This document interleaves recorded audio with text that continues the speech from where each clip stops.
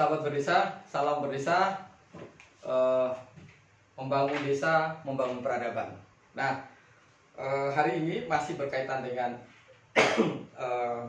diskusi sebenarnya soal beberapa pertanyaan yang kemudian baik video saya sebelumnya berkaitan dengan aksi reaksi soal masa jabatan kepala desa, soal revisi undang-undang desa.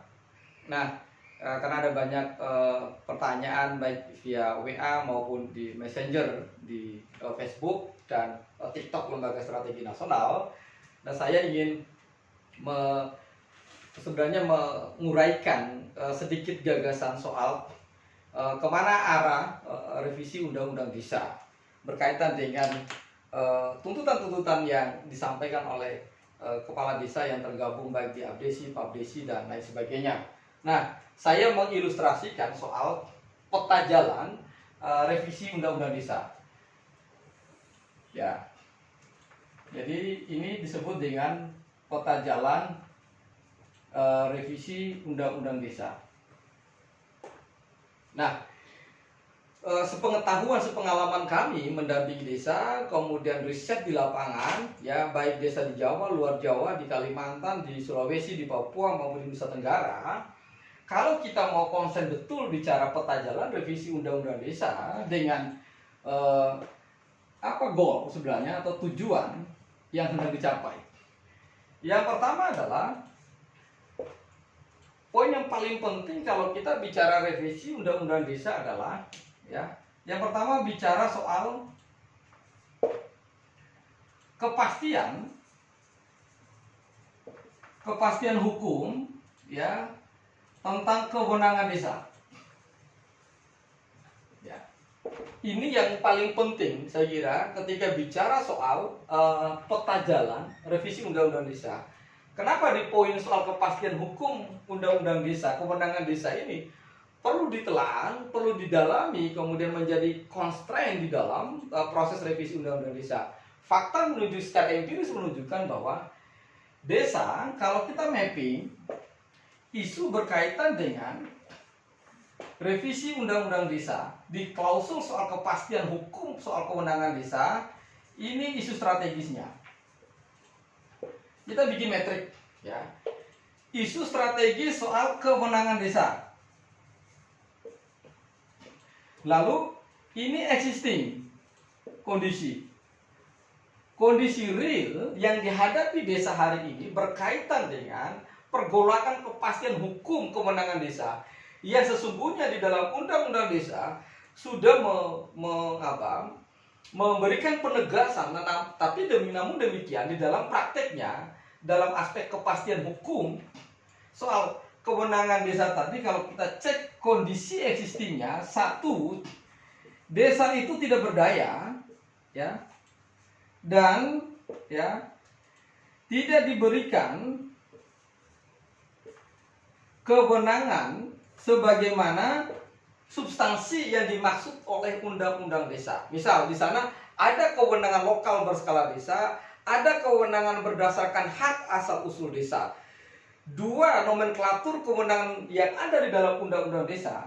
Isu strategis kewenangan existingnya adalah desa tidak berdaya ketika melaksanakan kewenangan itu, bahkan kewenangan-kewenangan tadi yang disebutkan dalam undang-undang tadi itu mengalami proses delegitimasi secara hukum, sehingga desa seolah-olah hanya menjalankan kewenangan-kewenangan yang sifatnya administratif dan dijauhkan dengan kewenangan-kewenangan yang bersifat substansial sebagaimana yang telah dijelaskan di dalam undang-undang desa. Itu yang pertama. Soal existingnya. Jadi di mapping dulu apa existing kondisi. Yang kedua adalah ada banyak aturan-aturan yang baik itu PP, Permendagri, Permendes, PMK dan lain justru menganulir kewenangan yang dimiliki oleh desa sehingga dia tidak memiliki kepastian hukum bagi desa secara substansial untuk melaksanakan kewenangan ini. Lalu yang kedua adalah ekspektasinya apa? Ekspektasi kondisinya, harapan. Maka inilah yang kemudian menjadi tuntutan sebenarnya, tuntutan kepala desa, tuntutan warga desa. Harapannya seperti apa? Sebagai contoh, bahwa di dalam kepastian hukum soal kewenangan desa tadi, maka pemerintah di dalam melakukan revisi undang-undang desa memberikan penegasan bahwa desa, masyarakat desa, pemerintah desa, lembaga kemasyarakatan desa itu memiliki kewenangan dan kepastian hukum terkait dengan penyelenggaraan pemerintahan desa oleh masyarakat desa, oleh pemerintah desa, dan oleh lembaga kemasyarakatan desa. Nah, karena existing kondisinya ini tadi. Nah, lalu di sini kita bisa bicara soal rencana tindak lanjut apa yang harus dilakukan oleh berbagai pihak. Berbagai pihak itu di sini kita bisa ada pusat, ada daerah, daerah sini ada provinsi, kabupaten, lalu di sini oleh desa itu sendiri. Inilah yang perlu dirumuskan sebenarnya, sehingga apa? Di dalam menganalisa soal bagaimana peta jalan revisi undang-undang desa berkaitan dengan klausul kepastian hukum kewenangan desa, kita memiliki peta jalan, rencana tindak lanjut apa yang harus dilakukan oleh pemerintah pusat, apa yang dilakukan oleh pemerintah provinsi, pemerintah kabupaten, dan apa yang harus dilakukan oleh pemerintah desa. Itu yang pertama. Soal kepastian hukum kewenangan desa, ini yang mengalami proses delegitimasi. Jadi desa hari ini secara existingnya hanya menjalankan kewenangannya yang sifatnya hanya administratif. Inilah yang membuat desa tidak berdaya. Harusnya ini menjadi konsen di dalam revisi undang-undang desa. Yang kedua adalah kita bicara soal kepastian hukum, ya, daulat warga desa. Ini yang paling penting. Ya, artinya apa? Di peta jalan yang kedua yang perlu diperjuangkan secara bersama-sama oleh para kepala desa yang tergabung dalam berbagai perkumpulan dan asosiasi adalah kepastian hukum soal daulat warga desa. Ini yang menurut saya di dalam undang-undang desa ini masih minor, nomenklatur dan klausul yang mengatur bagaimana hak-hak secara daulat warga desa. Jadi bukan hak administratif. Hak administrasi bisa memilih dan dipilih, itu terlalu administratif.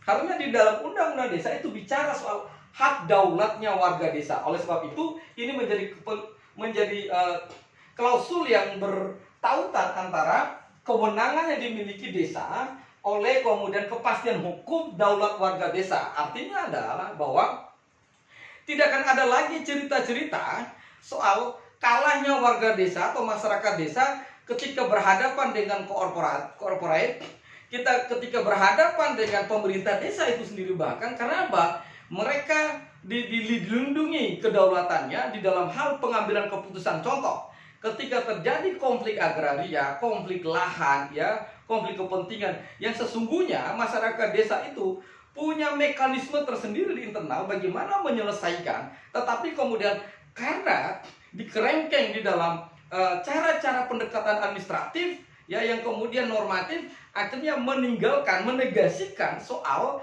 hak dan daulat warga desa. Ingat, undang-undang desa dengan asas rekognisi dan subsidiaritas sesungguhnya definisi memberikan pengakuan terhadap negara mengakui desa sesungguhnya bukan yang diakui itu pemerintahannya, bukan, tapi yang diakui itu adalah self government community sebenarnya. Jadi komunitas-komunitas warga itu tadi yang kemudian harus diakui. Nah, pertanyaannya adalah bagaimana kepastian hukum, ya, daulat warga desa di dalam undang-undang desa. Ini yang harusnya diperjuangkan oleh asosiasi pemerintah desa, karena bagaimanapun kepala desa itu adalah representasi politik, ya, yang mendapatkan legitimasi dari masyarakat desa. Dengan kata lain, kepala desa adalah pejabat politik yang memperjuangkan nasib warga desanya, bukan pejabat politik yang hanya memperjuangkan nasib dirinya sendiri. Ini menurut saya kelirumologi di dalam proses peta jalan revisi undang-undang desa.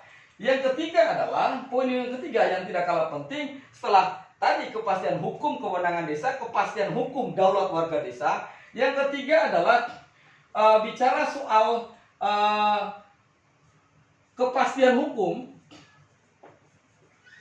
soal daulat ekonomi desa. Ya, tiga ini saya ingin mencontohkan dengan metrik yang sama sesungguhnya, dengan metrik yang sama, ya, kita akan mengukur bagaimana sesungguhnya desa tidak berdaya walaupun sudah punya undang-undang desa yang kemudian memiliki hak otonom secara politik ketika dihadapkan dengan bicara daulat ekonomi desa. Isunya adalah ekonomi desa, isu strategisnya. Existing kondisi real yang dihadapi. Apakah hari ini desa boleh nggak merumuskan secara otonom, secara daulat bersama warga desanya tadi, kemana tata kelola atau APBD tadi, peta jalan APBD? Nggak bisa. Karena apa? Ada banyak aturan-aturan yang mengamputasi kewenangan, yang mengamputasi daulat warga desa, sehingga kemudian ketika bicara keekonomian desa, yang paragraf pertama bicara APBD, dalam menentukan APBD tadi itu seringkali hak otonom daulat warga desa kurang lebih hanya 10%. Selanjutnya 90% itu adalah daulatnya administratif pemerintah desa. Contoh, setiap tahun Kementerian Desa menerbitkan Permendes tentang prioritas penggunaan dana desa yang peruntukannya persentasenya sudah diatur. Misalnya soal kemarin kalau COVID berapa persen, ketahanan pangan berapa persen, administratif, semua sudah dibagi habis. Lalu pertanyaan di poin kedua tadi, di mana daulat warga desa yang kemudian oleh undang-undang desa diberi slot klausul soal adanya musyawarah desa. Ini harus menjadi concern bagi para kepala desa soal kepastian hukum daulat ekonomi desa.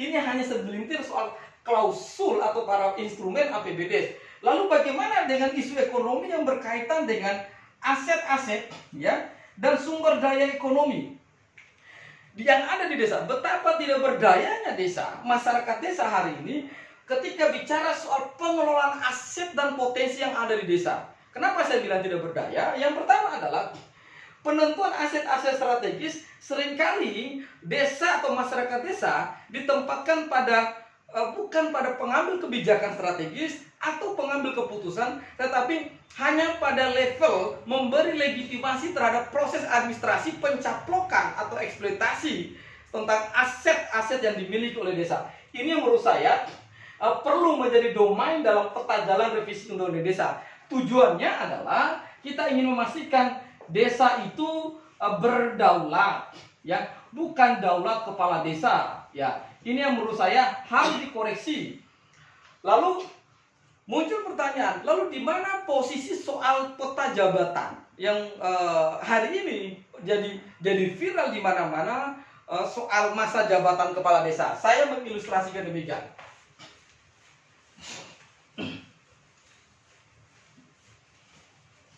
Oke, opsi pertama yang hari ini adalah masa jabatan 6 tahun. Tahun pertama, kedua, ketiga, keempat, kelima, keenam. Sekaligus kita ingin mapping, apakah kemudian dengan kondisi hari ini, benar nggak kepala desa itu tidak berdaya? Bahkan Menteri Desa mengatakan bahwa kepala desa tidak bisa melakukan apa-apa dengan masa jabatan 6 tahun, maka perlu ditambah 6 tahun. Sekaligus mengamini tuntutan para kepala desa. Kita mulai hitung secara matematik berdasarkan roadmap atau peta jalan, peta jabatan dengan 6 tahun. Yang pertama, di tahun pertama, apa sih yang dilakukan oleh kepala desa? Tahun pertama, katakanlah ini adalah proses konsolidasi ide dan gagasan masyarakat desa. Ini di tahun pertama dilakukan. Inilah proses yang dilakukan. Kenapa kemudian tahun pertama menjadi tidak efektif dilakukan oleh kepala desa? Menteri Desa menurut saya kelirumologi di dalam memahami proses bagaimana revisi undang-undang desa. Harusnya adalah dengan roadmap yang pertama memberikan, menjaga soal daulat kewenangan, kepastian hukum atas kewenangan. Sesungguhnya di fase pertama ini proses konsolidasi masyarakat desa dengan kepala desa akibat dari proses kompetisi dalam pilkades tadi sesungguhnya sudah clear. Tetapi ini tidak bisa terjadi. Kenapa? Seorang kepala desa tidak bisa melaksanakan tugas fungsi dengan baik karena visi misi dia itu tidak bisa terejawantakan karena faktor amputasi kewenangan. Ya, itu penyebab sebenarnya. Jadi bukan soal masa jabatan, tapi it's okay. Karena pemahaman soal bagaimana tugas dan tanggung jawab ini disandra oleh cara-cara pendekatan administratif, sehingga cara berpikir teman-teman saya sebagai kepala desa adalah berpikir bahwa kami ini sebenarnya tidak bisa melakukan apa-apa karena semua sudah didikte, semua sudah diatur oleh pemerintah pusat. Maka kembalikan hakikat itu, kasih daulat warga, kasih daulat kewenangan desa dengan memberikan kepastian hukum. Jadi mereka tidak diamputasi lagi kewenangannya. Ini tahun pertama, proses konsolidasi dengan masyarakat. Tahun kedua adalah ini mulai starting, ya, starting program sebenarnya. Di tahun kedua sesungguhnya desa itu sudah bisa merumuskan bagaimana, ya, peta jalan dia di tahun kedua sampai tahun ke-6. Cukup nggak? Cukup. Misalnya begini, visinya jelas, menjadikan desa sebagai lumbung ternak. Sederhana nih misi itu. Ini tidak menjadi sederhana karena visi menjadikan desa itu sebagai lumbung pangan dengan masa 5 tahun terakhir tadi itu, karena desa tidak berdaya merumuskan program yang otentik berdasarkan daulat dan aspirasinya dia. Maka kepala desa merasa kami tidak bisa menjalankan visi misi kami karena ada banyak interupsi dari pemerintah pusat, pemerintah kabupaten berkaitan dengan pengelolaan dana desa, ya, dengan hak-hak daulat aspirasi mereka. Nah, di tahun kedua ini tadi kita sebagai starting program dengan visi tadi katakanlah menjadikan desa sebagai lumbung ternak.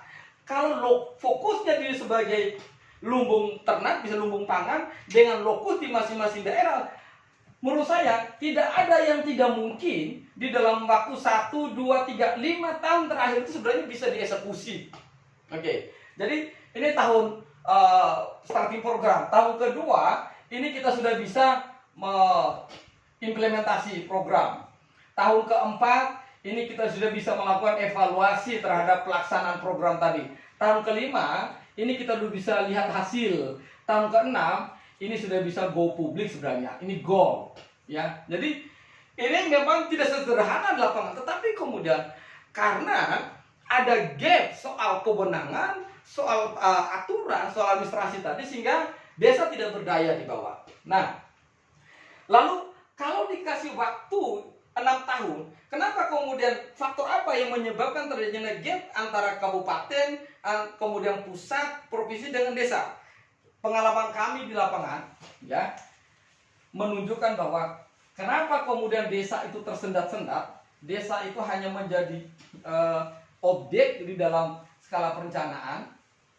Mungkin yang tidak dipikirkan oleh Menteri Desa adalah soal bagaimana roadmap sirkulasi perencanaan dan keuangan kita. Saya gambarkan pusat begini. Ya, 1, 2, 3, 4, 5. Ini jadilah APBN kita. Di dalam APBN kita, baik di dalam Undang-Undang 25 tentang sistem perencanaan maupun dalam Undang-Undang Keuangan Negara nomor 17 tentang keuangan negara, kita mengatur bahwa perencanaan pembangunan itu dikenal N-1. Apa itu? Bahwa sebuah perencanaan dan penganggaran di dalam setiap tahun anggaran, misalnya tahun 2023 itu mulai disusun musrembang sampai musrembang nas untuk menyusun apa? Perencanaan APBN 2024. Oke. Itu dilakukan N-1. Dilakukan pada kapan? Pada saat N existing namanya. Jadi di tahun yang berjalan ini 2023 itu untuk menyusun APBN 2024. Nah, lalu bagaimana di desa? Desa itu 1, 2, 3, 4, 5, 6.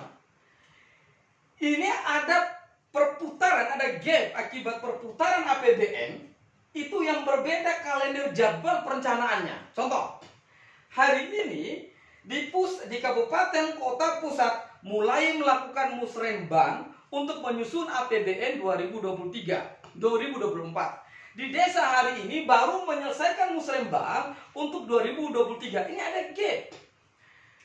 Padahal mekanisme TKDD, transfer keuangan dana daerah dan desa, itu diketok di dalam APBN setiap tahun anggaran.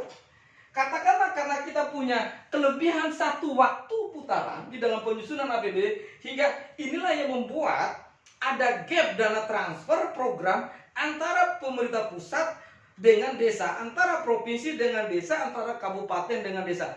Atau bahasa teknokrasinya adalah jadi tidak sinkron sebenarnya RKP nasional dengan RKP desnya desa. Karena apa?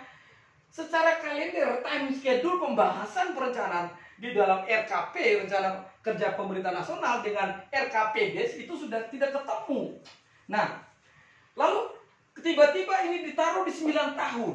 Maka pertanyaannya adalah bagaimana menyamakan persepsi, membuat sinkronisasi antara perencanaan desa, kabupaten, dan pusat, sementara di dalam undang-undang keuangan kita itu tentang transfer keuangan dana dan desa, rumusnya jelas. Priorisasi 1 tahun karena perencanaan itu disusun N-1. Ini saya kira yang perlu dibangun sebuah logika berpikir cerdas oleh Menteri Desa, sehingga ini tidak hanya sekedar menjadi jargon politik semata karena kepentingan pragmatis menjelang pemilu, tetapi rasionalitas di dalam bagaimana sirkulasi keuangan negara kita, tata kelola berpemerintahan kita itu menjadi rujukan di dalam memberi, mengadvance atau bahkan mengadvokasi atau memprovokasi teman-teman desa agar melakukan revisi undang-undang desa berkaitan 9 tahun masa jabatan. Lalu bagi LSM bagaimana? Kalau sekalian nggak usah 9 tahun deh, agar priorisasinya sama, ketika tutup buku anggaran dibikin aja 2 kali 10 tahun. Udah. Kalau serius mau memperjuangkan desa, artinya apa? Priorisasi penyusunan dan pembahasan APBN dengan APBD itu dia punya peta jalan yang sama. Nah, lihat, desa mungkin menggunakan undang-undang desa, cara berpikir begitu juga Kementerian Desa, tetapi lupa, jangan lupa ada undang-undang lain, misalnya soal keuangan negara. Satu, Undang-Undang 17, kita punya Undang-Undang 25 tentang Sistem Perencanaan Pembangunan Nasional. Kita punya Undang-Undang 33 tentang perimbangan keuangan pusat dan daerah, yang hari ini sudah dirubah menjadi Undang-Undang Nomor 1 tentang hubungan keuangan pusat dan daerah, yang di dalamnya juga mengatur soal desa. Ini yang logika ini yang harusnya dimunculkan, diadvokasi ke desa. Bukan hanya narasi politik pragmatis sampai kemudian memberikan ancaman. Menurut saya ini tidak mendidik di dalam proses transformasi kita berdesa. Justru sebenarnya ini memanfaatkan ketidakberdayaan desa secara knowledge, lalu kemudian mengkapitalisasi isu ini, sehingga narasi yang dibangun adalah menempatkan desa itu hanya, kepala desa hanya sebagai korban dari proses politik revisi undang-undang desa. Itu sahabat berdesa, semoga video pendek ini bermanfaat. Salam berdesa. Bagi kami, membangun desa itu membangun peradaban. Tidak hanya dilihat dari narasi soal bagaimana revisi undang-undang desa, tapi yang paling penting adalah ada political will, ada goodwill dari pemerintah kabupaten, dari pemerintah desa itu sendiri. Itu yang paling penting. Salam berdesa.